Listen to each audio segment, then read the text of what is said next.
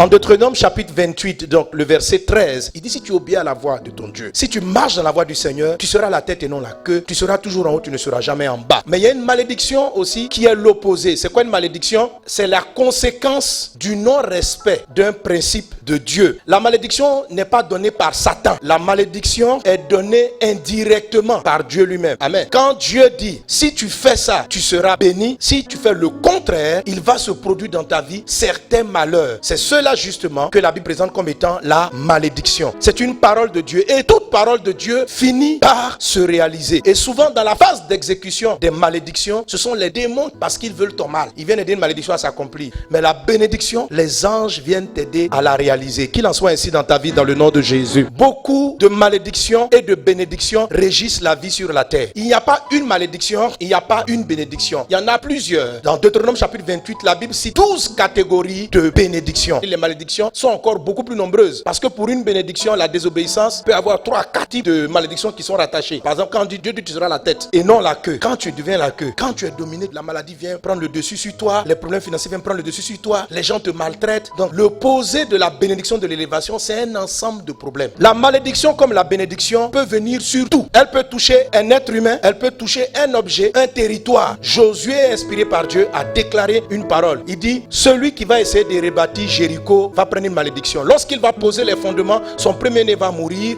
Lorsqu'il va mettre la porte, son deuxième fils va mourir. Et des siècles après, un certain monsieur appelé Hiel de Béthel. Béthel, ça signifie la maison de Dieu. Et ça veut dire, c'était quelqu'un de bien, un homme qui était dans la maison de Dieu, qui aimait Dieu. Hiel de Béthel bâtit Jéricho. Il en jeta les fondements au prix de Abiram, son premier-né. Et il en posa les portes au prix de Ségud, son plus jeune fils, selon la parole que l'Éternel avait dite. Donc ce monsieur-là, il a voulu faire du bien, rebâtir la ville. Il ignorait que ce n'est pas lui, Hiel, qui était maudit. Mais la ville qu'il veut reconstruire a une parole négative qui fonctionne sur elle. Tu vois, tu peux ne pas avoir de problème, mais le quartier où tu te trouves peut avoir un problème. Mais ignorer et faire comme si ça n'existe pas, ce n'est pas sage. Les bénédictions sont des paroles de Dieu. Donc les malédictions sont quelque part des paroles de Dieu. Elles ont un pouvoir éternel. À moins que la malédiction soit datée. Il dit jusqu'à telle période, voilà ce qui va arriver.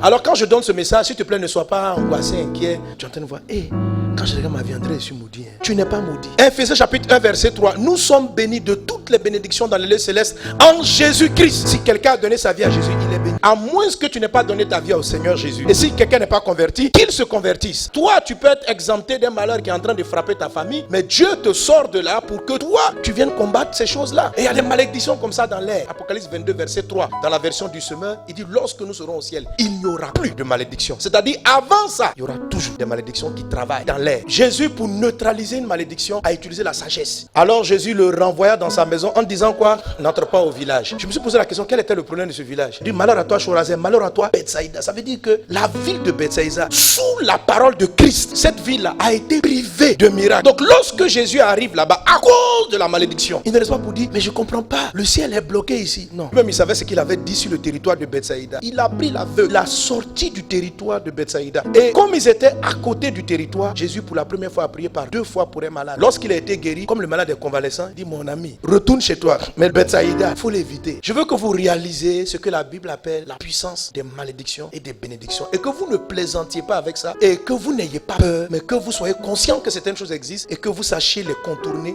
les neutraliser, les dominer et puis avancer vers votre destinée au nom de Jésus. On n'a pas besoin de savoir l'origine. On a tout simplement besoin, lorsqu'on est dans un environnement donné, de constater s'il y a un type de malheur qui arrive de manière récurrente et régulière dans un environnement donné. Vous pouvez conclure que sur cet endroit, dans cette famille, il y a une malédiction qui est en train de travailler. Si dans la famille, personne n'arrive à se marier, vous pouvez dire qu'il y a quelque chose qui s'est passé. Peu importe l'origine, ça peut venir de très loin, comme ça peut être quelque chose de très récent. La malédiction est prononcée par Dieu ou par une autorité établie par Dieu. La Bible dit qu'il n'existe aucune autorité qui n'a été établie par Dieu. Donc même si c'est un président païen, mais qu'il a le pouvoir sur le pays, faites très attention. L'onction d'un chef d'État, c'est supérieur à l'onction d'un pasteur. Ça veut dire son manteau spirituel, il est plus élevé. La malédiction, donc, c'est quelque part aussi une déclaration de Dieu lui-même. Sauf qu'elle produit un malheur que Dieu ne souhaite pas pour toi. La malédiction que nous sommes en train de contrer ou d'apprendre à neutraliser, c'est la malédiction de l'abaissement. La plupart des personnes qui descendent de couche,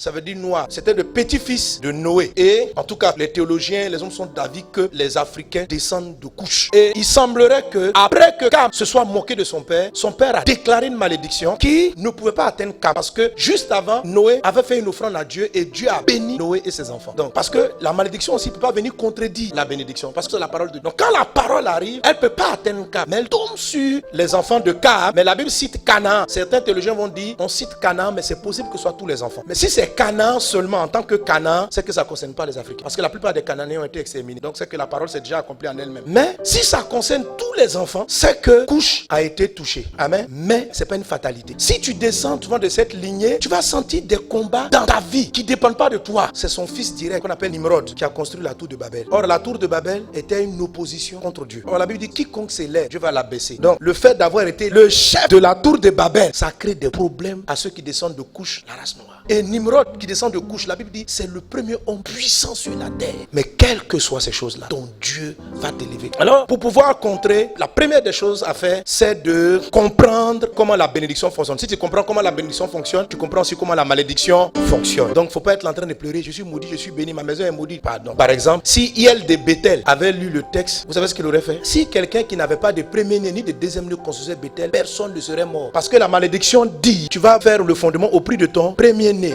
mais tu n'en as pas. Donc, la malédiction va pas être... Pour comprendre comment une bénédiction fonctionne, il faut analyser lorsque Dieu bénit ce qui se produit. Parlant de l'homme, il dit Dieu les bénit et Dieu leur dit soyez féconds, multipliez, remplissez la terre et l'assujettissez et dominez sur les poissons de la mer, sur les oiseaux du ciel et sur tout animal. Alors, qu'est-ce qui s'est produit? Est-ce que Adam et Ève, pour avoir des enfants, disent, tu as vu, non, Dieu nous a dit on est féconds, il nous a bénis, et puis ils se regardent et puis subitement les enfants apparaissent. Pour que les enfants viennent, qu'est-ce que Adam et Ève doivent faire? Ils doivent aller dormir ensemble. Tu sais ce que je veux dire? C'est pas que Dieu leur a donné des enfants, mais quand Dieu dit soyez féconds, il a créé en l'être humain une capacité. Ça signifie quoi? Que quand Dieu bénit, ce qui se produit dans ta vie, ce n'est pas le résultat, c'est une capacité. Sans cela, les effets de la bénédiction ne seront pas visibles. Quand Dieu dit je fais de toi la tête et non la queue, est-ce que ça veut dire quoi? Il te donne la capacité d'aller au sommet. Alors si tu n'utilises pas cette capacité, que tu restes là te regarder, je suis la tête et non la queue.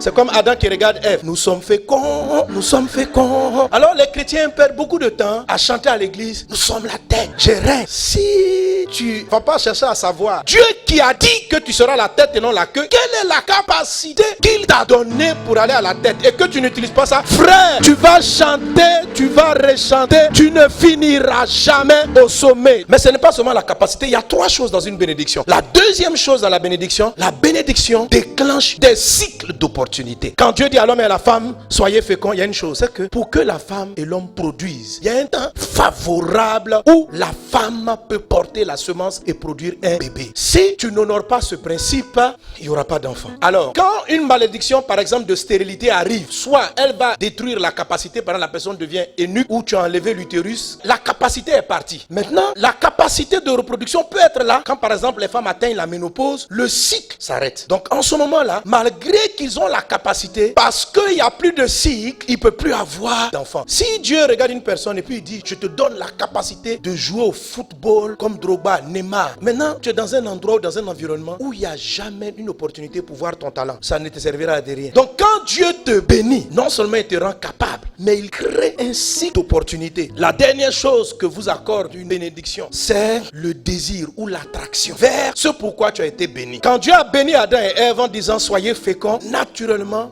l'homme est attiré vers la femme. Quand il la voit, il a envie de faire les choses pour la rendre féconde. Donc Dieu n'a pas seulement donné la capacité et l'opportunité, mais l'homme est attiré, il a envie. Et les femmes aussi ont des désirs. Donc une bénédiction crée des désirs. Quand Dieu dit à quelqu'un, tu seras la tête, il a des désirs vers la tête. Si tu as la capacité, tu as le bon cycle, mais que ton mari n'a aucun désir pour toi, mais la femme n'a aucun désir, tu sais que c'est comme une stérilité. Vous n'allez pas avoir d'enfant. Les trois choses doivent être la capacité, l'opportunité, l'attraction. Alors la malédiction va venir faire l'opposé. Si la bénédiction produit une capacité, la malédiction produit une incapacité. Si la bénédiction produit des opportunités, la malédiction produit des inopportunités. Les opportunités ne s'ouvrent pas, ou toi-même tu es aveugle par rapport aux opportunités. opportunités. Même quand elles sont là, tu ne les vois pas. Quand une malédiction d'abaissement travaille, soit tu as une incapacité de faire des choses pour te mener au sommet, ou tu as une capacité même de faire des mauvaises choses. La bénédiction produit les bons désirs. La malédiction produit des mauvais désirs. Quand les gens dans un quartier ou dans un endroit qui ont une malédiction d'abaissement, ils ne savent pas pourquoi. Mais quand on dit que quelqu'un est bien, eux là, ça leur fait mal. C'est naturel. Ils ne font pas exprès. Quand la malédiction est venue pour dire tu seras en bas, ça crée un désir de ne voir personne être en haut. La malédiction de l'abaissement, ça te fait poser les actes qui ramènent en dessous.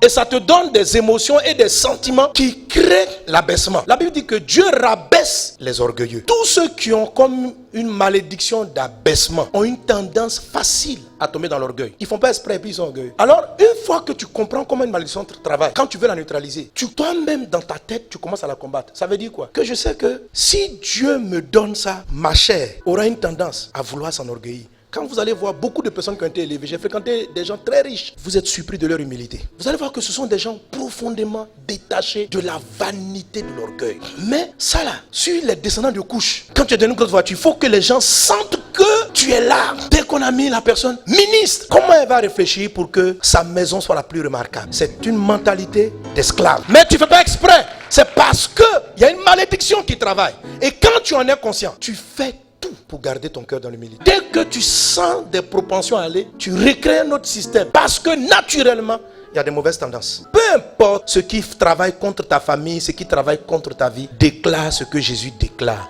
Je ne sais pas ce que tu vis. Je ne sais pas ce qui est dans le sang de ta famille. Je ne sais pas ce qui est des personnes qui viennent de ton village ou de ton environnement. Mais crois dans ce Dieu qui t'aime et qui t'a béni. Et déclare toujours dans ta vie, je suis quelqu'un de béni. Et je suis béni. Merci Seigneur parce que tu nous as bénis.